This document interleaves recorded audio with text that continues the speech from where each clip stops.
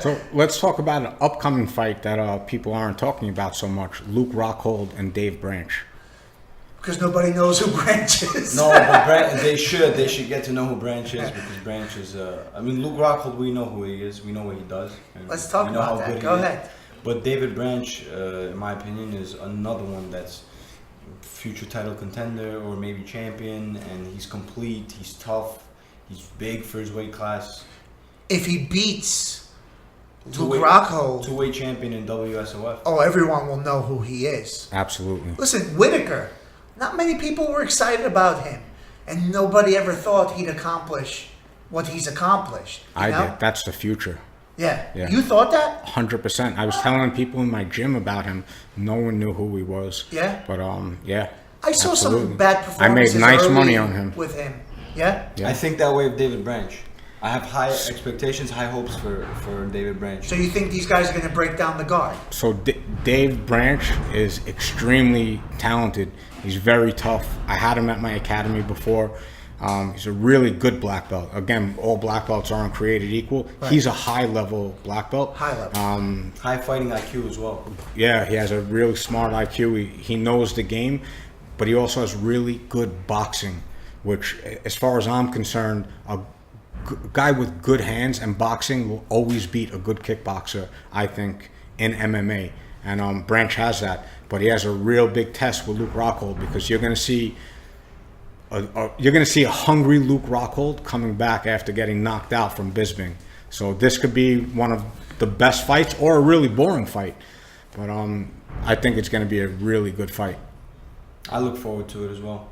I don't think it's going to go to distance. That is a fight nobody's talking about, but I look forward to it. From both ends, I like Luke Rockhold and David Branch.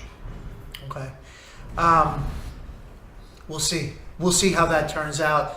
I think that Luke Rockhold is a better fighter than he showed in his last fight. Absolutely. I think he's gonna. I mean, everybody gets clipped, right?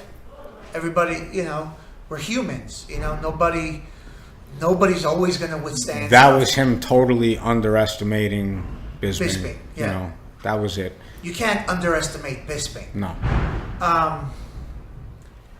Everyone always judges people by their fights, So Bisping had a nice run of fights where he won, but he just didn't knock anyone out. So people started assuming that, if Bisping hits you, nothing's going to happen to you. You're just getting tapped. But that's not the case. Bisping's a hardcore fighter. Mentally, physically, he trains hard. Thailand, at home, he does the right stuff. He's a real fighter. He's a real fighter.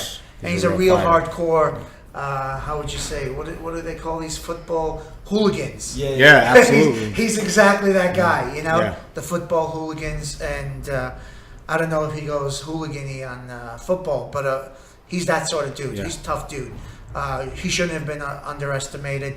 And I believe he was clean his whole career. I think it paid off for him. I believe so. An interesting setup of the middleweight division is about to happen, because we have this fight, Luke Rockhold, David Branch. I'm sure that's going to bump them to title contention or somewhere in that picture. We have Robert Whitaker, who's the interim champ, and now we have GSP fighting Michael Bisping for the interim middleweight belt. So it's going to be interesting to see. So who do you happens. say? I say Rockhold. Rockhold or David Branch. That's hard, but David Branch. As of right now, David Branch, probably because of that layoff Luke Rockhold's had, and he's coming off a loss, and he's frustrated with Bisping. And sometimes it's a layoff. Sometimes it's refining yourself. Recentering yourself. What do you think? I'm going Luke. I think he's going to do it. I think he has the best team in the world for especially that weight class. Right. And his training partners are, DC, Cain Velasquez. Yeah, he's got those. He has a better team to train with than Branch has. Not just there, but the Dagestanis all train there. Absolutely, yeah. No, I think that's the best team in the world right now. Yeah, for the last year or two. He moved his camp to Henryville for his fight. He did. His whole camp for his fight is in Florida. Oh, Rockhold. Interesting. Yeah. Really? Make sure the mic knows what he said, because they're not going to pick. It's not going to pick up on what he said. I had no idea a guy like Luke Rockhold moves his camp to. I don't know if So he didn't leave AK Yeah. It wouldn't be big No, name, but He just gets extra work with Henry Hoof. He's still getting all his work in with AKA. Okay, so it's just he kind of hired him as a striking coach. Yeah. He's Okay. in Florida now. This whole camp, he's in Florida. He is in Florida. I know I that. mean, not 'cause listen, he said you it. could say what you will, but people get upset over stuff like that. Sometimes they do, you know? Especially when a gym can give you everything. Right. You know, what I love it when Conor McGregor says, "Why are you looking somewhere else? You know, you grew here. You know, if you can't grow there, you can't grow anywhere." I don't know. I mean, listen, You know what else tells me? everyone has their own ideas on how they want to go about their lives, but I wonder if it's going to be something that we're going to hear about in the future. Maybe there are some hearts that are unsettled because of this situation. Maybe they're totally fine with it. Maybe they're friends with Hoof, you know. If any of my guys ever wanted you to hold pads for them, I wouldn't feel offended, you know what I mean? But maybe I would if they went somewhere else, you know what I mean? Also,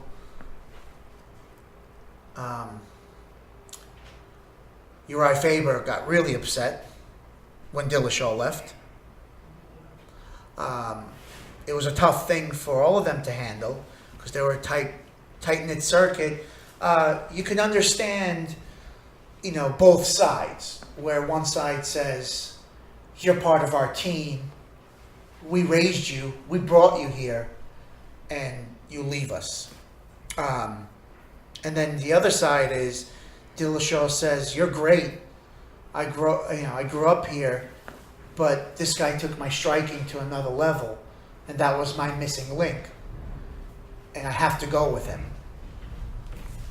That's a risk that any owner of a MMA gym or head coach takes Everybody. when they hire another coach. Yeah. You know, your students, your fighters could take a real liking to them, and if that person decides to leave, move, open up their academy, you know, that can always happen, and that's exactly what happened. It all depends on what's happening behind What the side scenes. do you take? There's on no that? side to take because it depends what's happening behind the scenes. If we don't know what's happening behind the scenes. The fighter could have been treated like dirt. So you can't misplace your loyalty. I like to say. Dillashaw being treated like dirt? Okay, not like dirt, but there's certain things that could have pissed him off. There's a certain feud or beef he might have had, or maybe he just had a great connection with Dwayne Ludwig, and he just simply had to do it for his career. You know, he had to. He had a connection with Dwayne Ludwig. He's won the belt with Dwayne Ludwig, and he wanted to do a camp. He never said he was leaving, but he wanted to do a camp with Dwayne Ludwig for that fight. But these guys ended up kicking him out because they were offended that he wanted to go out to Colorado for Dwayne Ludwig's camp.